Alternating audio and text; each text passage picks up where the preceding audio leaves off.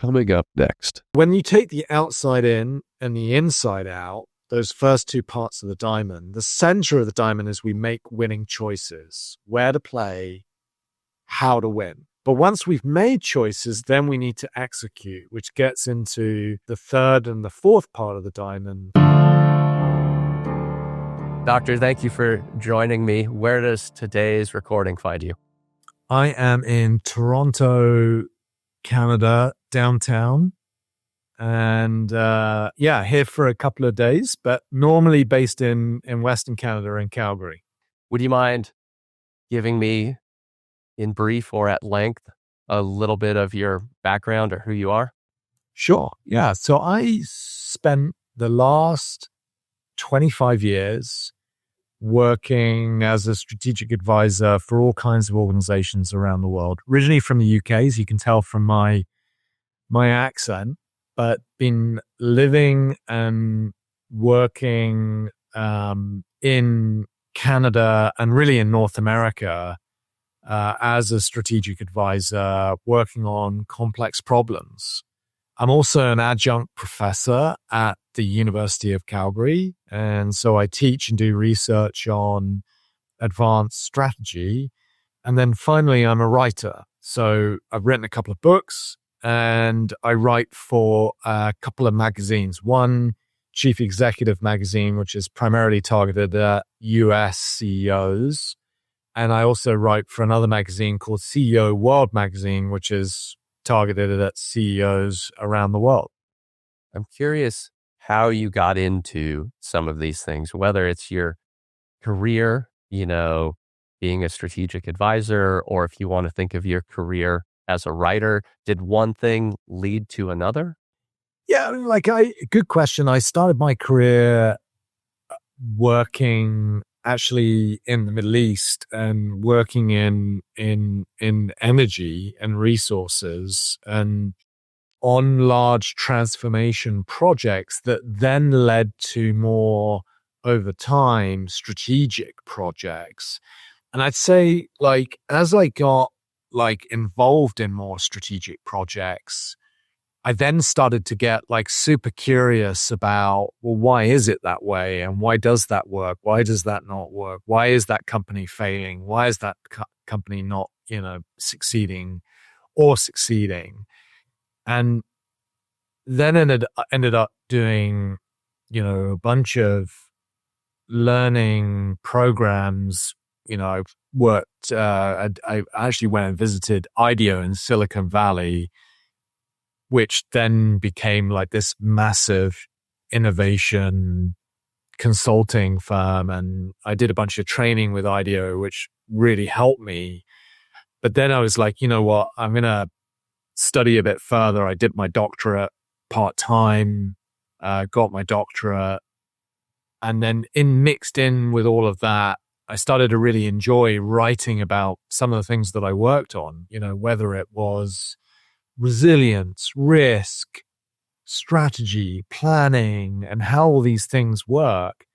And people were enjoying some of the stuff that I was writing about. And then I started to think, well, maybe I could write a book. And I ended up writing my first book. And then, as you know, more recently wrote my second book. And just, I'm on a mission to share with whoever will listen and read some of the knowledge and insights and, successes and failures that I've learned along the way. And if I can convey that in the written word, but also in the spoken word, like on podcasts like this and my own podcast, I'm happy to do that.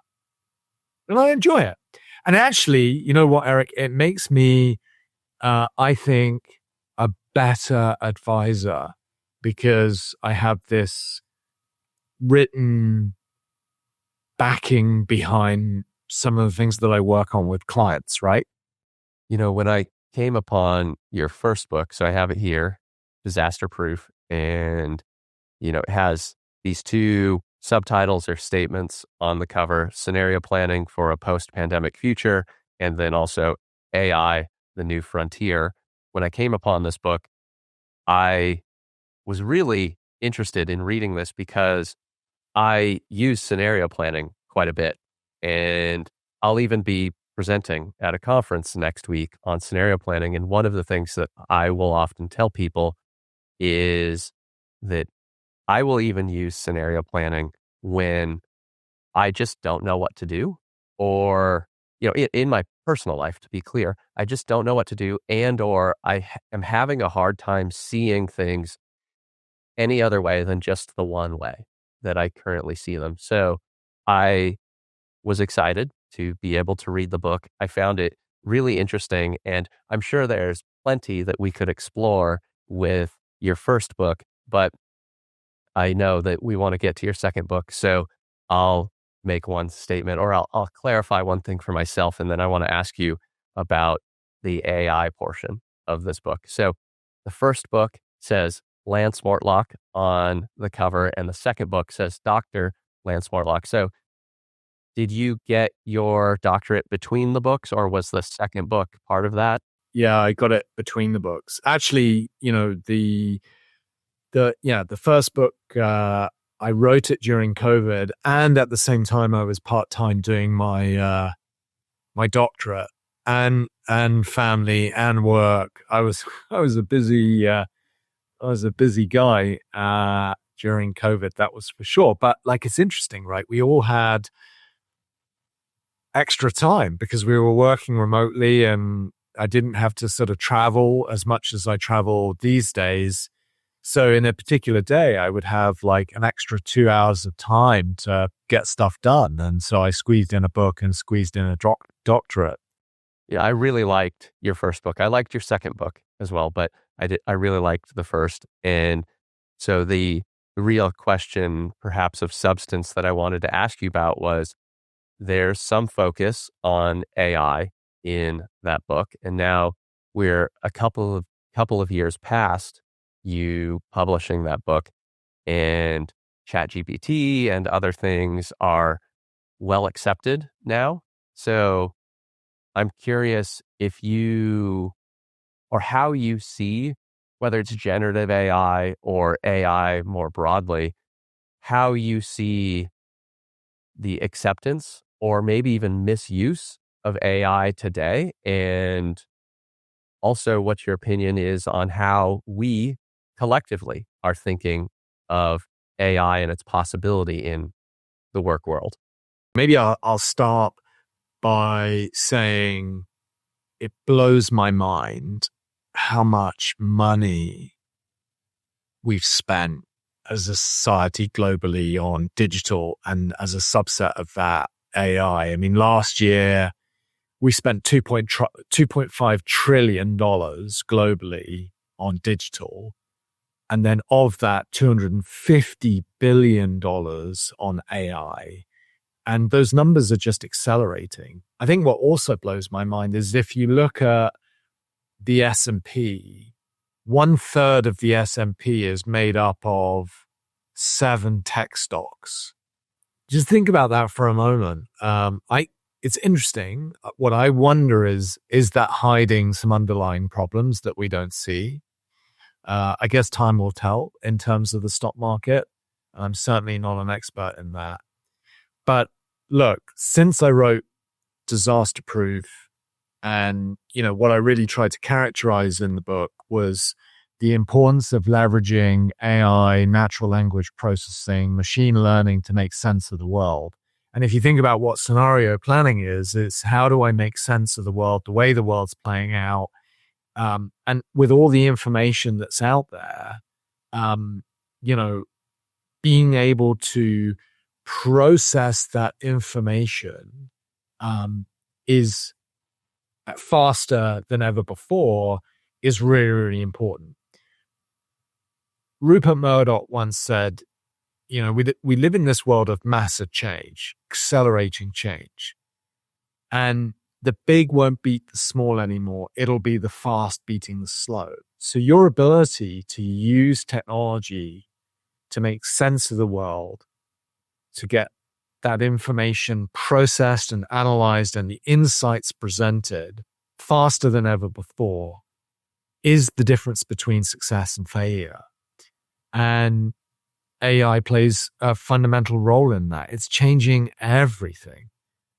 I think it changes my own profession as a strategic advisor in consulting. I think it changes the fundamentals of organizational pyramids. 3 weeks ago, I was in Silicon Valley. I had the opportunity to meet with NVIDIA and various other amazing companies, 11 labs, and the capability that's been built in terms of agentic and broader AI solutions is just incredible in terms of we're seeing organizations emerge that the workforce looks fundamentally different. So, this is a space that I'm watching, very, very closely. When I read that book, I felt like, I've seen statements from Satya Nadella, for example. I can't remember if he wrote a book or it was just some things that he put out. It was 10 years ago or something, where he was talking about AI and now seeing where Microsoft is with data centers and Copilot and any number of other projects that I'm probably not aware of. I had a similar sort of feeling when I read your book of you being really sensitive to, or realizing that you were sensitive to or very aware of the possibilities of something that only came to the recognition of many of us, a year or two even after you published that book. I like to think that was that was premeditated. Maybe it was luck. Maybe it was premeditated. Who knows? Something in between. But we created 147 zettabytes of data last year. And the frightening thing is 90% of that data we're not using. And if we can use these tools to better make sense of all the data that we're capturing, awesome. We can make better decisions based on a foundation of information and data. But what it doesn't take away, and I talk about this a little bit in my second book, is yes, you can make sense of the data and drive better knowledge. And Malcolm Gladwell talks about this. He's got this this famous saying where he says, where the key to good decision making is not knowledge, is actually understanding. We're swimming in knowledge, but we're desperately lacking in, this idea of understanding. And humans will play a role in terms of understanding, but I think AI plays an important role in helping us gather knowledge and process that knowledge. But there's still a really important role for humans in the loop there. You mentioned your second book, and I said that I wanted to get to that because I know that that's probably the more valuable use of our time today. So, your second book, I have it here. I also read it outside in, inside out. How would you describe this book? I would describe it as I have tried to distill strategy using a novel framework, which we can get into. But simplify strategy would be number one. I believe that there's a right way to strategize, so I explained that. I wanted to convey clear and effective lessons through numerous case studies. And finally, we live in this world of risk and uncertainty. And I think, given that, there's never been a more important time for great strategy and relentless execution. And so I think the book hits the sweet spot there.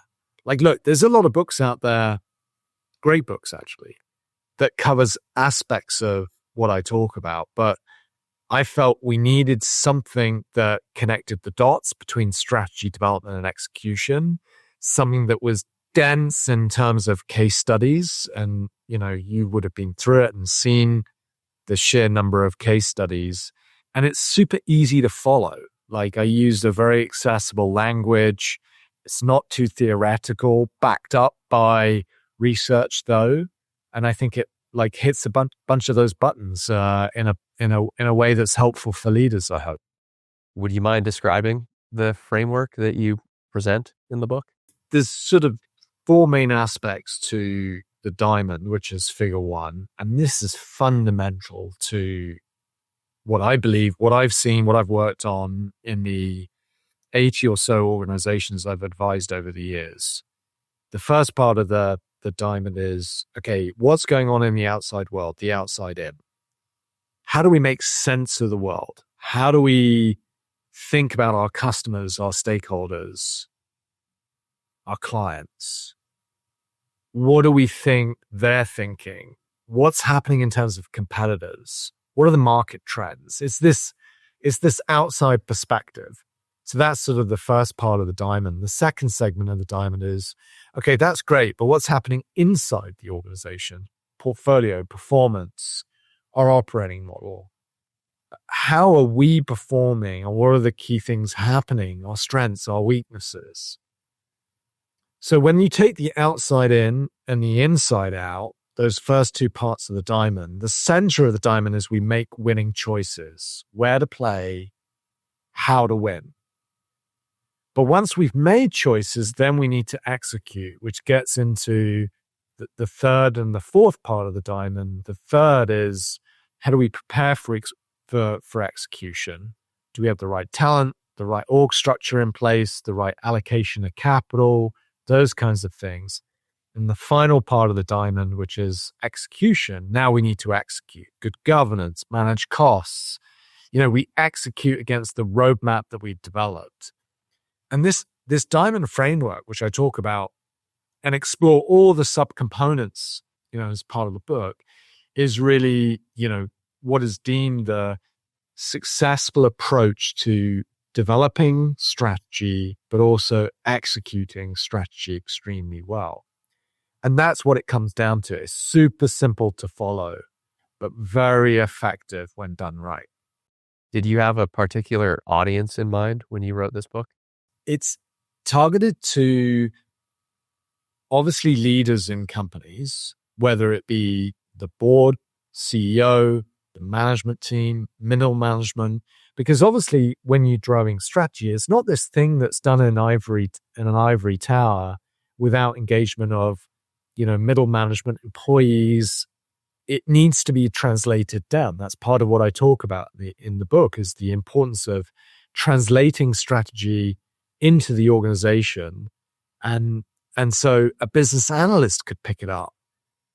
Someone that's running a functional unit could pick it up. And there's something in it for all of these different stakeholders that play a role in an organization.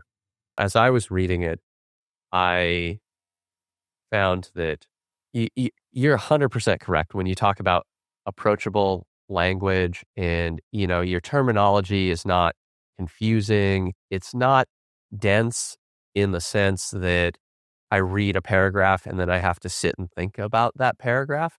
But I do think as a whole, the book struck me as dense in terms of it's packed with so much. There are so many different frameworks and approaches that then when I would read, one chapter and then another chapter after that, I had to really think a lot about how do these things work together, because you provide so much information. Like, it's dense in a good way. It's a challenge in a good way.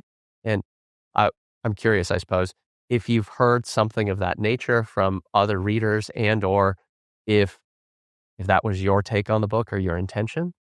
Yeah, I mean, that's part of my intention, was to, demystify a little bit, like this strategy thing that can be scary to some people. But like, yes, there are different parts to it, but there's a nice way in terms of a diamond framework to explain how it all fits together. And that, I would say, is like one of the things that falls down in companies, is how you connect the dots between, what you do in terms of strategy development on one side of the framework has to connect to how you execute. So, for example, if you're evaluating your portfolio, how you allocate capital should be to the assets or the products or the services that drive the greatest return in terms of how the portfolio is performing. Put the money where like you're getting the most juice in the company at the end of the day. So these connection points are super important. Understanding your risks should be feeding into the choices that you make so that you risk rank your choices. You don't want to be putting money and making strategic choices on super risky stuff all the time. There's a balance. And so the chapters of the book connect to each other in really important ways. And I try to talk a lot about those connection points in the book. But I also try to, in relation to your question, yeah, it's dense, but the language is super simple to read, interpret, understand, and apply. I was talking to a client the other day, major pipeline company, and she was saying to me, Sarah was her name, they were thinking about their operating model. She could read the operating model chapter in isolation of the rest of the book and got something from it and applied it. So that was also my objective. Like if you're trying to manage costs right now, there's a whole chapter on cost management that you could read on its own and get like some really important nuggets and sound bites and then like apply. So that was also my objective. My other objective as well, you talk about the density of the book, was to back up my assertions with like a lot of sources. Like I'm a big believer in like, some of the books that I've read recently, which are awesome around AI. There's one book, Humans Last Invention, Super Intelligence, Life 2.0, like some really good books on AI and these are best-selling, like New York Times best-selling type books in that genre. One of the things that a lot of those Max Tegmark, Mick Bordstrom, they do is like really heavily research and back up their assertions with, strong sources. I think that's really important for the legitimacy of what you're saying. So it's not only my experience, but it's also the experience of a number of other people. And so there's over 300 sources, across the book that I felt was important. When you talk about the sources and, you mentioned case studies earlier, for me, at the very least, I really liked that even though you touch on so many frameworks and it's, I feel like you're cutting against the grain of popular business books. There's so many business books that they could be great or they could be terrible. And they're somewhere between 90 and 150 pages. And very often it's just one very simple topic, and you have a lot of different things in about 330 pages, I think. Yeah. So even though there's so much in there from one framework or approach to another one, there's a flow through at least part of the book, if not the whole thing, where you're illustrating what you're talking about with a case study. And the case studies are just long enough to illustrate, and then you're moving on. So that leads me to one of my other questions, which you sort of touched on.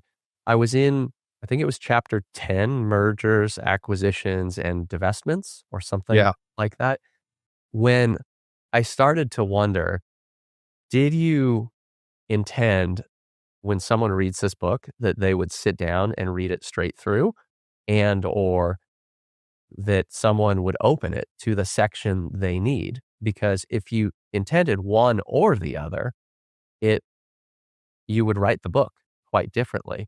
Whereas if you intended it to be approachable, from both perspectives, then that changes how you set up, the introduction of the book. It changes how you try and relate one thing to another. Did you have one idea in mind? No, not really. It just sort of happened organically. And I think I mean, you tell me what you think, but I think the book ended up being something that, yeah, you would gain a lot from reading it end to end to understand the importance of how it all fits together. But I also think it's one of those books where you could pick up a chapter and get a lot of value from that, as I said, and then put it down and then not refer to it for a couple of weeks or a couple of months and then look at a different chapter. So I think it does a good job of both, which is good. I mean, it means it's accessible and helpful to a broader audience of people, right? At the end of the day, that'd be my sense. It was a very challenging book to read in a lot of good ways. I think by this point this year, I've read about 120 books or so, and we're in early November. So I'm behind where I would normally be. I think last year was 180 something. And this was not like, I don't think I read another book that was as challenging, but challenging like exercises is challenging or difficult and feels good. I felt like as an author, if I was in your shoes, I imagine that if some leader in a company really puts forth the effort to read the book and think about what I've written, that would be fulfilling. But you talk about execution, and that comes through really clearly in the book as well, you hear these quotes like, strategy without execution is a hallucination or variations of that. And I have a hard time imagining that someone could read this book and really think about it and not also be the kind of person that would then take action on it. I hope so. That's certainly certainly my intent. I mean, look, it's, as you said, it's 330 pages, and half of those pages are dedicated to preparing to execute, and we know 90% of strategies fail, not because of not having the right strategy, but execution that fails. And I've seen this firsthand, like companies that, I was talking to someone earlier about this idea that, prioritization, like 65% of executives say that they struggle with prioritization, according to a poll last year. And I see it all the time in the companies that I work with, that initiatives that support strategically what you're trying to achieve, let's do them all rather than a few things well. And so a bunch of stuff gets done average. That's one example where execution fails. Another example is having the right talent in place. Predictive Index in 2023 said that 36% of organizations have a talent management strategy. It's an abysmal result. But what it tells you is, again, in terms of execution, when you don't have the right talent, you don't have the right prioritization, you don't have the right roadmap, you don't have the right governance to execute, you're not going to realize the mission, the vision that you're focused on. In your conclusion, you cite a study, and I'm forgetting who it was, but I'll reference it in the show notes if it's appropriate. You cite this study that only 28% of managers can name even 3 strategic priorities for their organization. Why do you think it's so difficult for organizations to stay clear on what actually matters? Because I think that is a contributing factor to what you're talking about around hiring the right talent and executing and so on. Yeah, I mean, I think there's a few things at play. One, around not being able to stay clear around what really matters, relates to just the sheer amount of risk and complexity, uncertainty, ambiguity that we're faced with. One of the things that I've been talking about recently is this idea that when you look at the world, according to the World Economic Forum's study last year in 2024, the percentage risk of instability and the risk of global catastrophe is at 54%. And that's pretty high. Executives are having to deal with tons of risk and uncertainty. Tariffs, for example, war, AI, an increasingly aggressive China. There's just, and I've talked about this quite a bit. Like if you look at big disruptive events that have happened in history, if we go back to the OPEC oil crisis, the tequila crisis, the sovereign debt crisis, the dot-com, the global financial crisis, the war in Ukraine, the war in the Middle East, AI, like tariffs, these disruptive events keep happening with increasing regularity. And that is a challenge for leaders. And we see that in the results. According to the CEO turnover index, 1.5 in 10 CEOs last less than 2 years now. If you look at data around the longevity of companies, 15% of companies in the top growth quartile sustain performance for at least 30 years. So the number of companies that last longer than 30 years is just getting harder. So we're in this world where it is harder to lead, harder to sustain performance. We have risk and uncertainty, but also opportunity at the end of the day. I mean, I mentioned to you earlier, I was in Silicon Valley. It blows my mind. Like the speed of development, the opportunity that's coming with AI, and some of these companies that are emerging into mega companies, like super interesting and exciting and tons of opportunity. I think there are some related ideas that I'd like to explore, though I'm sure we won't have time for all of them. So I'm going to ask you about one and we'll see where we go. Are there patterns or characteristics that separate companies that can execute their strategy well from those that maybe never quite get there or can't do it consistently? Yes. I mean, I think great companies prioritize the critical few things that they want to do well. I also think, secondly, and I've seen this firsthand, is great companies build agility and flexibility into their strategy, so that the quote that Mike Tyson once said, everybody has a plan until they get punched in the face. Great companies have that strategic flexibility, that adaptability to be able to face adversity.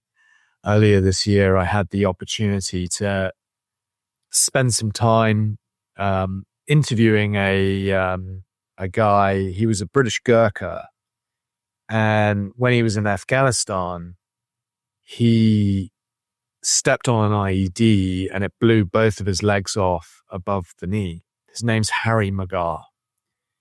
And, he suffered from all kinds of PTSD, mental health. He became an alcoholic, very suicidal. He had a whole world of pain, as you can imagine.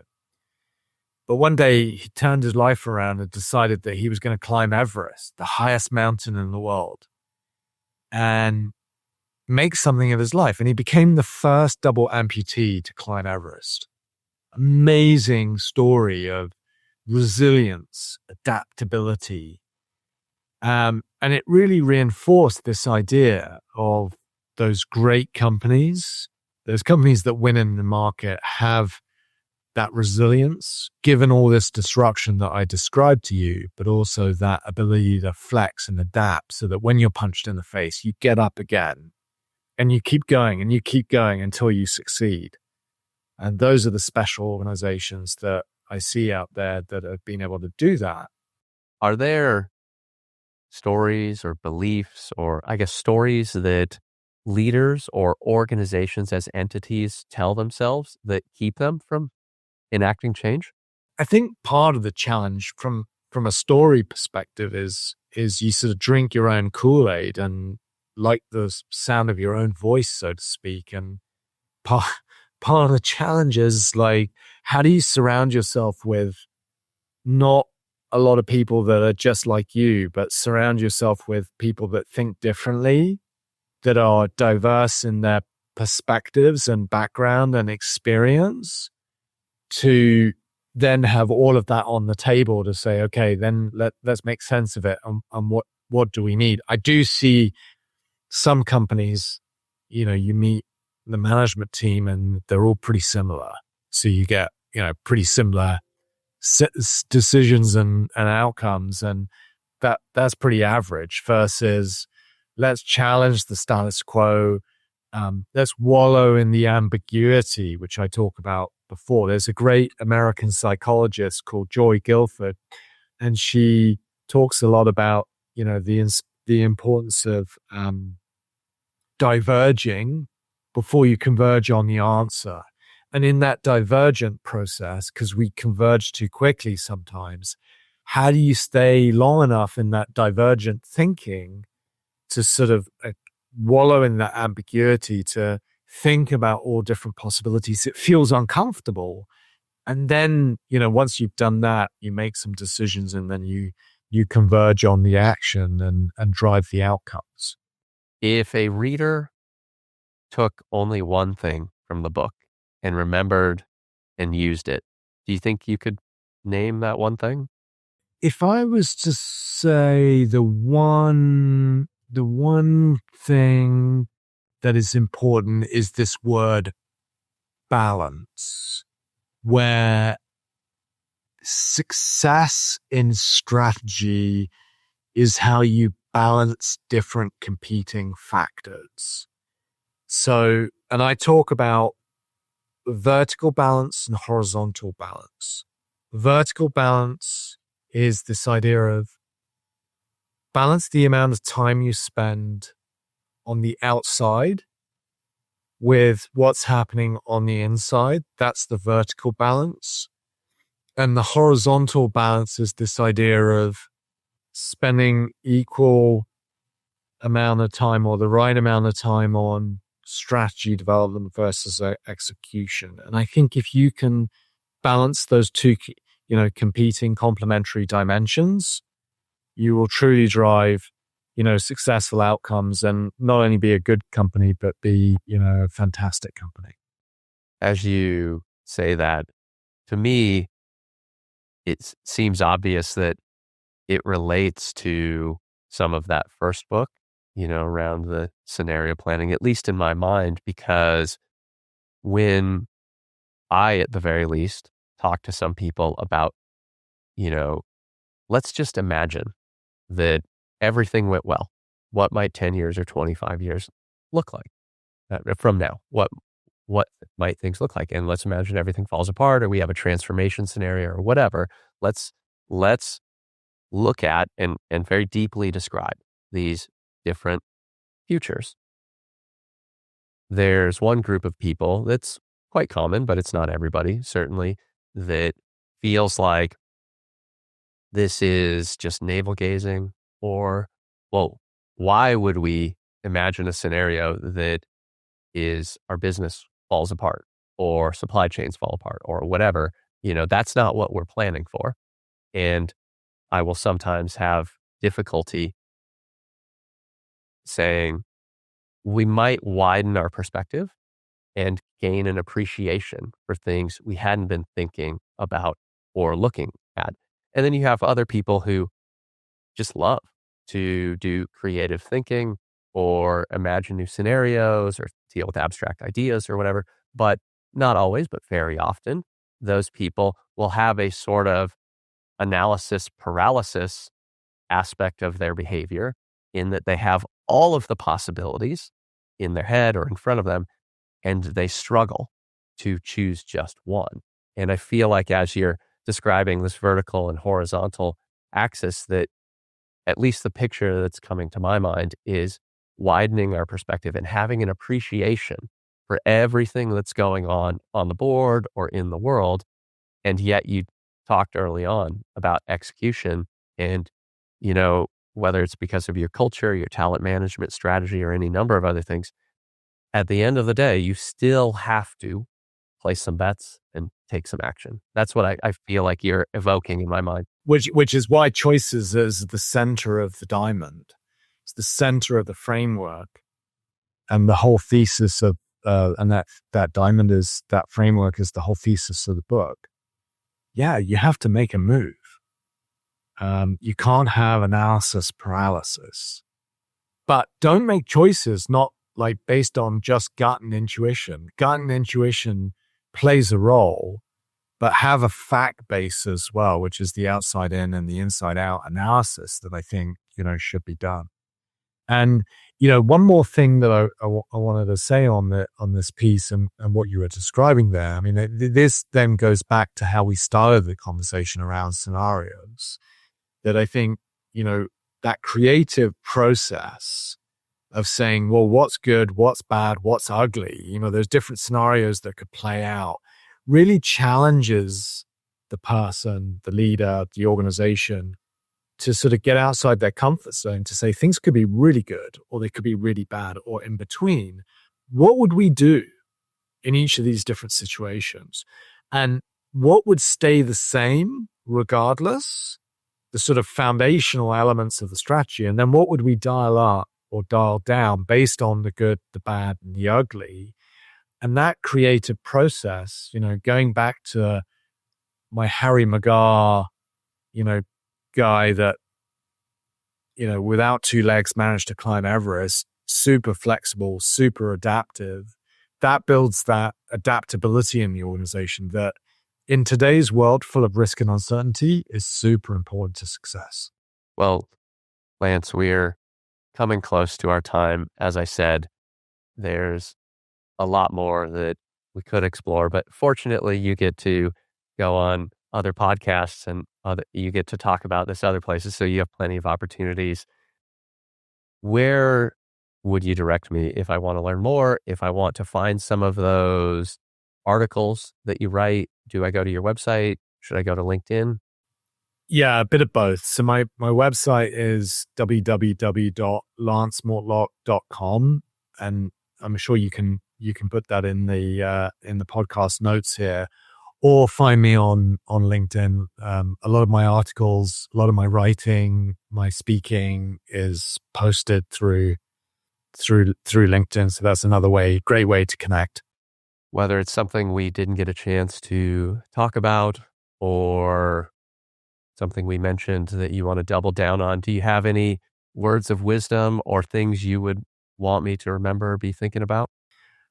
Maybe the final thing that I would just sort of reinforce is the importance of the speed of change. And so this idea that how do we react and adapt in a world that's changing fast? And never has there been a more important time to have, winning strategy, relentless execution. And if that resonates with your listeners, I think, there'll be something in my book and in my writing that could be helpful. As I said, I really liked both of your books, and I do recommend both of them. I know let's see, Outside In, Inside Out was published was it September or October? It was recently, correct? Earlier this year, yeah, like in April. Okay.